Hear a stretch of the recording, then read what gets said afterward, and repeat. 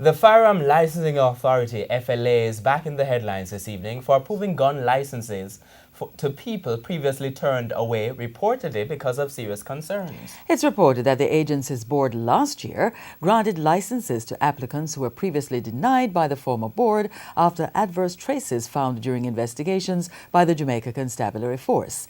When contacted, FLA CEO Shane Dalling said he would not comment on the matter.